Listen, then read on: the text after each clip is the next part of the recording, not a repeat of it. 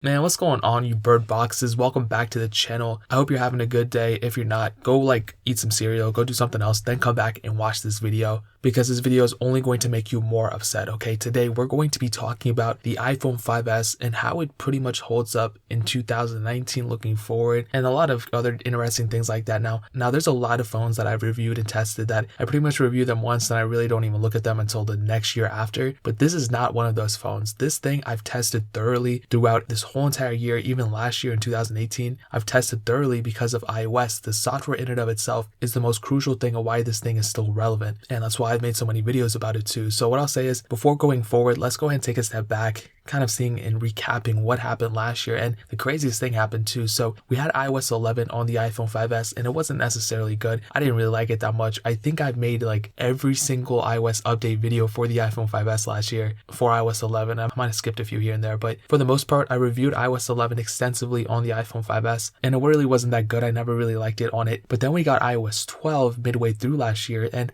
funny enough, the video I'm filming now was a different iPhone 5S that I owned previously, and the reason being is because literally a week before iOS 12 the betas were going to come out, my iPhone 5S restored and the SIM card slot wasn't working. So I was like, God, this is horrible. So then I went ahead and just bought another iPhone 5S because, I had to review them for iOS 12. But I think iOS 12 has been a huge update, and really the iPhone 5S wasn't even supposed to get iOS 12. It was supposed to stop at iOS 11. So that was a pretty big deal in and of itself. And since iOS 12, it's gotten a couple of features here and there, but mostly I would say it's a lot more stable and a lot of bugs have been patched and fixed. It's still not perfect by any means, but at least they got that one extra update. So that's really, really cool. And that kind of brings us to where we're at now. Obviously, the new iPhones were released, and Apple kind of made 30,000 statements and quotes that were just all over the place. They shouldn't even have said anything. Now that kind of brings us to where we're at now. So looking around the iPhone 5S, obviously it still, has that familiar design, but it's not necessarily the best looking thing anymore, especially when we have phones that don't even have notches anymore. So this thing looks a little bit dated for sure, but some people might like this design. I definitely do still like it. I don't choose it over the notch. I definitely choose the notch bezel-less design thing over this, but it is what it is. It has a 4-inch screen on the front. Every time I say 4-inch, it sounds like I'm saying 4 in. I don't want to offend anybody. I'm also a foreigner, so I don't want to offend my people. And obviously it still has the home button on the front, Touch ID 1. And overall, I like the build quality. I think in my opinion, now this might change very shortly, the iPhone 5S was probably the best designed iPhone. This and the iPhone SE, I just love this design. Just such a classic, luxurious design, especially if you get the gold version like I did. That thing looks sleek, stunning. I don't like the white on the front. Again, I'm not racist or anything. I just I don't know, I like the black on the front and gold on the back. That's just one of those things I always loved. And, obviously it still has a headphone jack, has a lightning port. And like I said, man, the body is one of those things that either makes it or breaks it for you. You either like the smaller design or you like that bigger design, or you like the iPhone 10 design. There's no in between here. And believe it or not, this phone that came out in 2013 is still one of the only smaller phones that are still supported in the market right now, including Androids. Obviously, there's still a lot of 4.7-inch phones, 5-inch phones, but this is a 4-inch phone. Not many manufacturers still producing them that are still supported for their software version. So that's pretty sick that Apple still did that. Now, the sad thing is, looking forward, I don't think this thing is going to last too much longer in terms of software. I'm pretty sure it's going to stop at iOS 12. Actually, I'm 100% positive it's going to stop at iOS 12. There's a lot of other iPhones I think that are stopping at iOS 12 too. And for good reason. iOS 13 is supposed to be a pretty big redesign, and I would hate for this thing to have the type of reputation that the iPhone 4S had, where that thing just had a bunch of bugs with iOS 9.3.5. I would way rather have a device that's very stable on an older version of software than an older device on a newer version of software that just can't handle it that well. So what I'll tell you is that the iPhone 5S is stopping at iOS 12, and I'm very happy for it. I don't want it to continue on.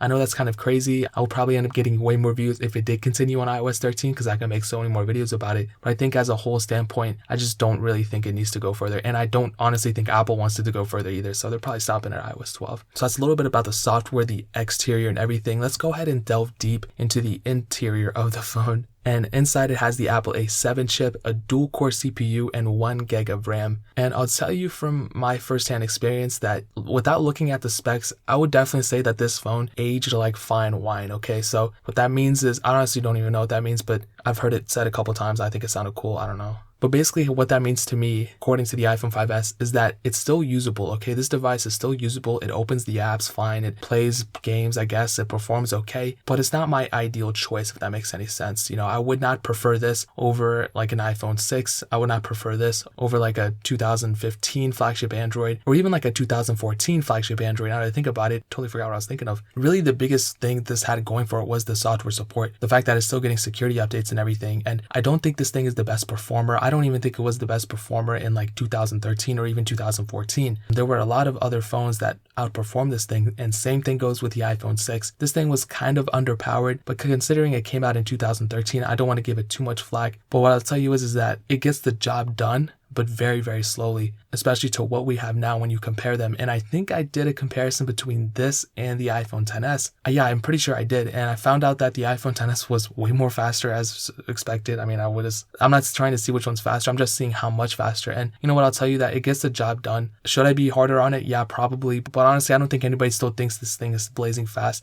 I'll definitely say it's surprising, especially when I'm flipping through the front screen. It seems a lot more faster now than it was last year. That's pretty interesting, man. But in terms of gaming and everything like that too, casual games run okay. Paper IO is kind of glitchy here and there. Real Racing 3 is pretty glitchy as well. So it just really depends. Are you a casual gamer, heavy gamer? I don't think you're going to be doing too much gaming on this phone. If you are, then you should probably go invest into a nicer phone. But I'll definitely say that this phone gets the job done. In performance and everything, I'll probably give it like a 5 out of 10 maybe. But that's not a knock on it. I'm not trying to take away what this phone brought. So I don't mean to offend anybody with that. I love this phone. Now, continuing on with the camera, this is one of the stronger aspects in my opinion. It has an 8 megapixel camera on the back and a 1.2 megapixel camera on the front. And I obviously consider the age of these phones and the pricing of these phones now. When I talk about these things, obviously if a phone manufacturer dropped an 8 megapixel, if a phone manufacturer dropped a phone with this camera on it, I would be thoroughly mad. I probably would never even look at a picture of that phone. But considering this thing came out in 2013, I kind of think it's on the better side, okay? It doesn't have optical image stabilization. You can't shoot 4K videos. You can't even shoot 1080p at 60 frames per second, but you are able to shoot decent looking photos. They look okay. And the videos are okay as well. Now this camera does have slow motion video capability, so that's definitely a plus. And the way I'll sum this up is it gets the job done. This is the phone that just gets the job done.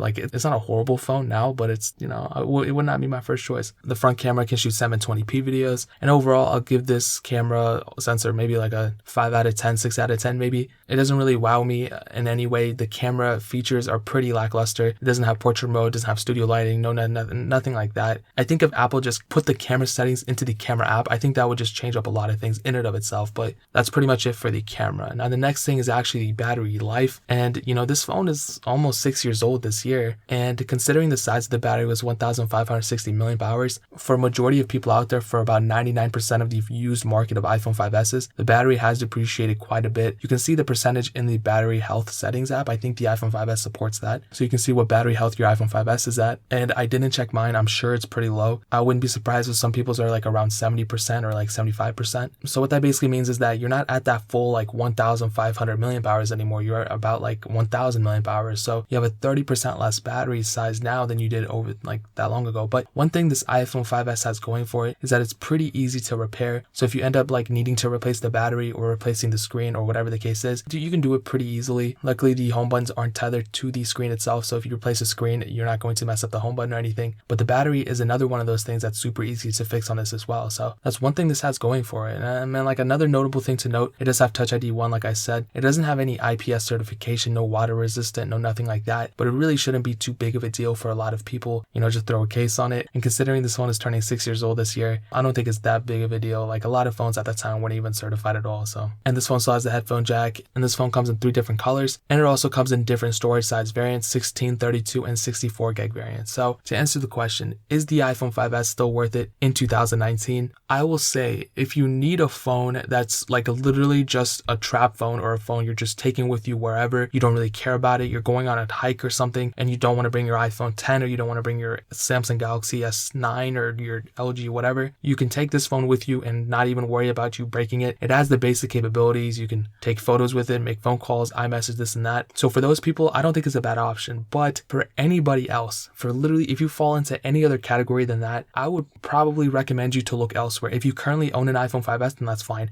But for anybody else who's currently looking for like another phone or a phone for someone else, I would not really recommend an iPhone 5S right now. And that not only has to do a lot with the software support that it's not going to get in the future, or even the hardware or the performance, it's mostly to do with the pricing. So this phone is still selling for around the $60 to $70 mark. And in the used market, you can do a lot with that money. You can literally get an iPhone SE. If you look kind of hard enough, you can get an iPhone SE for around that same price. Like I've bought several for around the $70 mark. So I'll definitely tell you to weigh your options. I do think an iPhone SE is far better than the iPhone 5S. Obviously, everyone knows that. And they're around the same price too. So save up some money, go buy an iPhone SE. You'll do yourself wonders by doing that. If you want the cheapest option of getting an iPhone SE, I would probably recommend eBay. That's where I usually get mine. Or Craigslist is also a decent option as well. But what I would definitely recommend to everybody is getting them certified refurbished, especially if you're planning on keeping them for a little bit longer. The benefits of that is that they come with a warranty usually. They're super easy to get since they're on Amazon. And if it comes defected or something like that, you can easily get it replaced. And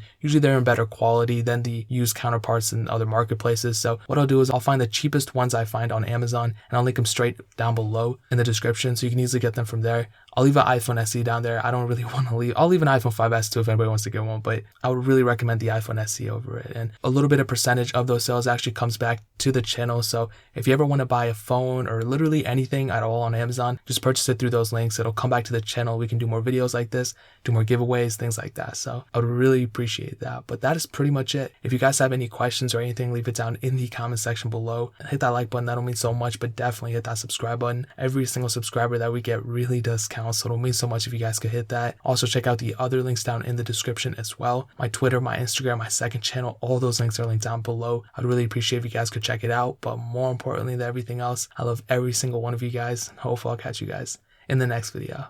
Peace out till then.